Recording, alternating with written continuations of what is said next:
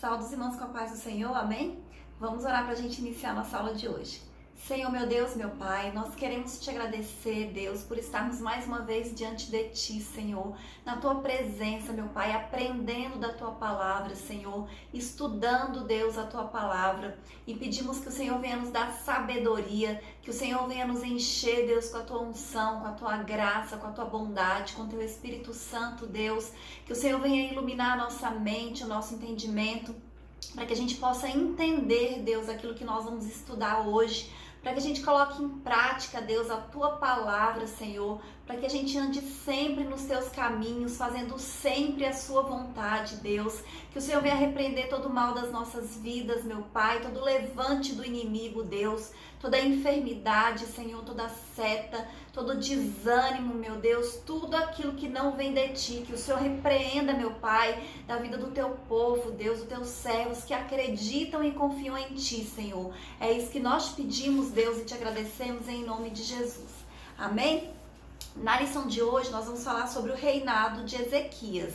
E nós vamos fazer a leitura que está em 2 Reis, capítulo 18, do 1 ao 8, o 13, o 28 e o 29, o capítulo 19, o versículo 1, do 5 ao 7, o 15, o 16, o 20 e o 21. Amém? Então diz assim: No terceiro ano de Oséias, filho de Elá, rei de Israel, Ezequias, filho de Acás, foi proclamado rei em Judá. Tinha 25 anos de idade quando começou a reinar e governou 29 anos em Jerusalém. Sua mãe chamava-se Abiá e era filha de Zacarias. Ezequias agiu de modo aprovado diante de Yahvé, tal como havia procedido Davi, seu predecessor. Foi ele que retirou os altares idólatras das colinas, pôs abaixo as colunas sagradas e destruiu os postes ídolos de adoração pagã. Despedaçou a serpente de bronze que Moisés havia construído, pois até aquele momento os israelitas lhe prestavam veneração queimando incenso. Era conhecida como Neustã. Ezequias depositou toda a sua confiança em Yahvé, o Senhor Deus de Israel, de modo que não houve ninguém semelhante a ele entre todos os reis de Judá, nem antes nem depois dele. Conservou-se fiel a Yahvé, sem jamais afastar-se dele, e observou os mandamentos que o Senhor prescrevera a Moisés. Por isso, Yahvé esteve com ele e lhe concedeu prosperidade em tudo o que fazia. Revoltou-se contra o rei da Síria e não mais lhe foi submisso. Porém, no ano 14º do rei Ezequias, subiu Senaqueribe, rei da Síria, contra todas as cidades fortes de Judá e as tomou. Rabsaque, pois, se pôs em pé e clamou em alta voz em judaico e falou e disse: Ouvi a palavra do grande rei, do rei da Síria. Assim diz o rei: Não vos engane, Ezequias, porque não vos poderá livrar da sua mão. Capítulo 18. E aconteceu que Ezequias, tendo ouvido, rasgou as suas vestes e se cobriu de pano de saco e entrou na casa do Senhor. E os servos do rei Ezequias vieram a Isaías, e Isaías lhes disse: Assim direis a vosso Senhor. Assim diz o Senhor: Não temas as palavras que ouviste, com as quais os servos do rei da Síria me blasfemaram. Eis que meterei nele um espírito, e ele ouvirá um ruído, e voltará para a sua terra. A espada o farei cair na sua terra. E orou Ezequias perante o Senhor e disse: O Senhor Deus de Israel, que habitas entre os querubins, tu mesmo, só tu és Deus de todos os reinos da terra. Tu fizeste os céus e a terra. Inclina, Senhor, o teu ouvido e ouve. Abre, Senhor, os teus olhos e olha. E ouve as palavras de Senaqueribe que ele enviou para afrontar o Deus vivo. Então Isaías, filho de Amós, mandou dizer a Ezequias: Assim diz o Senhor Deus de Israel: O que me pediste acerca de Senaqueribe, rei da Síria, eu ouvi. Esta é a palavra que o Senhor falou dele: A virgem, a filha de Sião, te despreza. De ti zomba a filha de Jerusalém. Meneia a cabeça por detrás de ti. Amém? Então eu fiz essa leitura um pouco maior para os irmãos entenderem, quem foi Ezequias. Ezequias, ele foi rei de Judá, o reino do sul, e disse que ele foi temente a Deus, que ele confiava no Senhor, que em Judá não existiu nenhum rei igual a ele, nem antes dele e nem depois dele, porque ele confiava em Deus, ele era fiel e obediente ao Senhor. E apesar dos pais dele, do pai dele não ter feito o que era bom, o que era reto aos olhos do Senhor, ele agiu completamente diferente, E ele resolveu obedecer, Ele decidiu fazer a vontade do Senhor. Na aula passada, nós estudamos que Samaria, a capital do Reino do Norte, foi sitiada e invadida pelo rei da Assíria. E nessa lição de hoje, a gente vai falar sobre o Reino do Sul e a gente percebe que era o mesmo rei, era na mesma época, Naquela época que o Reino do Norte foi sitiado e invadido, no Reino do Sul o rei era Ezequias. E quando o rei da Assíria dominou Samaria, e o povo de Israel, o Reino do Norte, ele pensou, é o mesmo Deus. Então, se eu quiser, eu posso invadir e conquistar também Judá. Mas o Deus era o mesmo, mas o rei era outro. O povo de Israel, o Reino do Norte, eles deveriam também serem fiéis e obedientes a Deus, como Ezequias era. Mas a gente estudou que não tinha nada disso, O rei não fez o que era reto aos olhos do Senhor, o rei não era obediente a Deus. E foi por isso que eles que eles pereceram na mão dos assírios, que eles se tornaram cativos. Mas aqui em Judá foi diferente, porque Ezequias, ele confiava em Deus, E quando ele recebeu essa ameaça do rei da Síria, apesar de inicialmente ele ter ficado com medo, ele se prostrou diante de Deus, ele orou, ele clamou a Deus, e através do profeta Isaías, Deus disse que ia dar a vitória para Judá, e foi isso que aconteceu, Deus livrou Judá de maneira poderosa dessa invasão que o rei da Síria queria fazer no povo de Judá, amém? E Ezequias, ele confiava tanto em Deus que, como nós lemos, ele deixou de pagar o rei da Síria, porque ele não queria aliança com nenhum povo, porque ele não precisava se submeter a outros reis, a outras nações, a outros povos, já que ele se submetia ao Deus de verdade, a um Deus vivo, a um Deus forte, a um Deus poderoso. Amém? E aí a gente vai ler o primeiro tópico e diz assim: o justo reinado de Ezequias, um rei reformista. Então, quando Ezequias assumiu como rei, ele fez em Judá uma ampla renovação espiritual.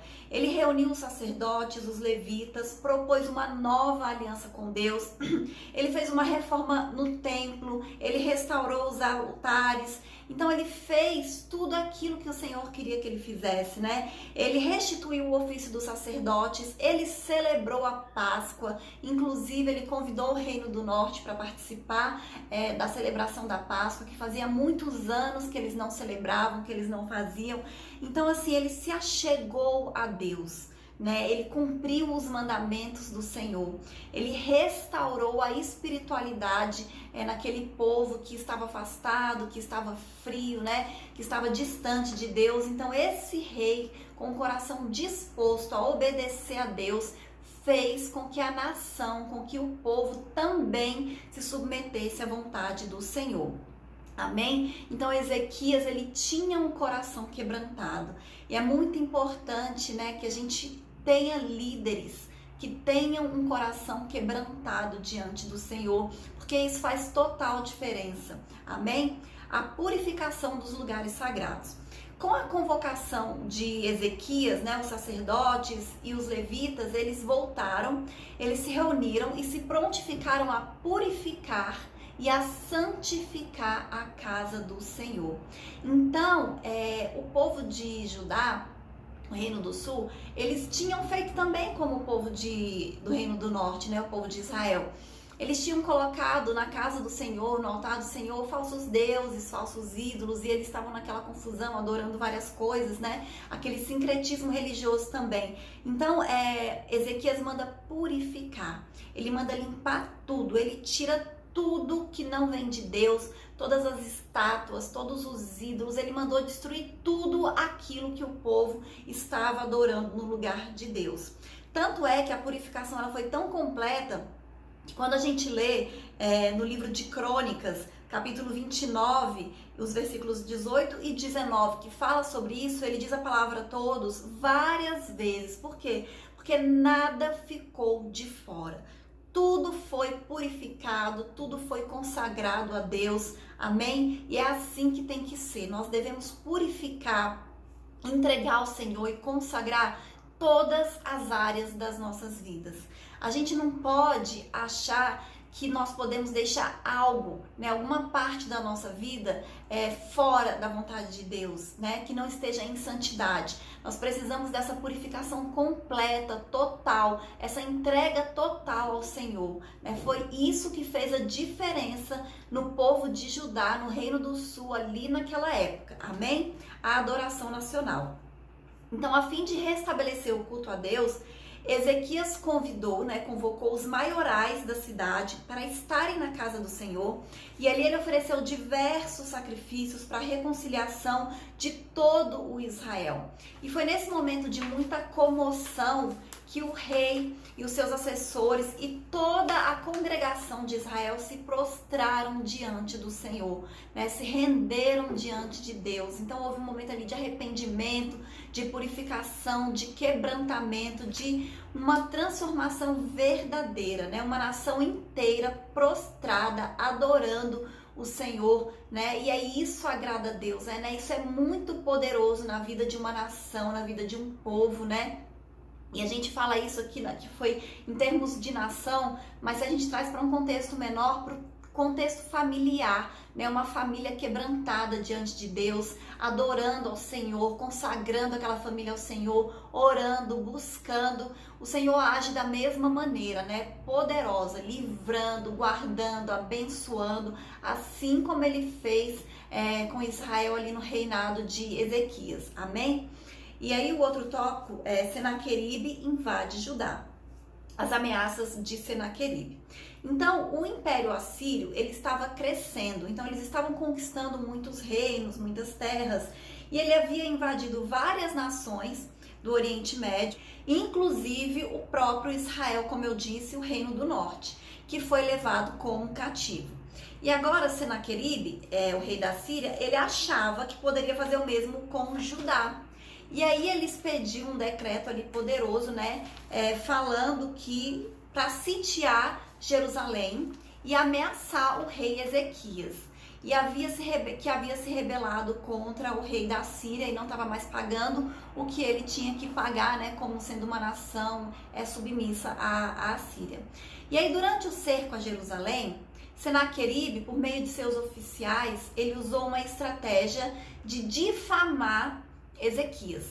E ele fez isso de uma maneira astuciosa. Por quê? Ele pegou pessoas que falavam a língua que eles falavam e falou na língua deles, que era para que todos entendessem, para que todos ouvissem, que era para as pessoas ficarem com medo do que a Síria poderia fazer com eles. Então ele começou a falar mal do rei, injúrias, e o pior que ele fez, ele começou a falar mal de Deus. Ele se achava tão grande, tão poderoso, que ele se tornou arrogante e prepotente. E a Bíblia diz assim, que a soberba precede a ruína. Então, Senaqueribe, através dos seus comandantes, das pessoas que ele havia enviado ali para Jerusalém, começou a dizer que ele era mais forte e mais poderoso. Porque nas outras nações, os reis, os deuses daquelas pessoas não puderam defendê-los, não puderam fazer nada por ele. E começou a atacar o rei, o Deus de Israel, dizendo que o Deus de Israel também não ia fazer nada por Ezequias, pelo povo de Judá, porque ele não tinha poder para isso. E aí é que foi o problema dele, aí é que foi a queda dele. E aí o outro tópico fala sobre o temor do rei Ezequias. Quando Ezequias ouviu essas ameaças, naturalmente, ele sentiu medo, porque ele foi ameaçado por uma grande potência, por um grande rei. mas ele agiu com sabedoria. E nós temos que aprender com Ezequias. Quando ele sentiu medo, quando ele se sentiu ameaçado e afrontado, o que ele fez? Ele foi para os pés do Senhor. Ele se ajoelhou diante de Deus e ele clamou ao Deus poderoso que ele conhecia, ao Deus forte, ao Deus que pode todas as coisas, que é o mesmo Deus que nós servimos.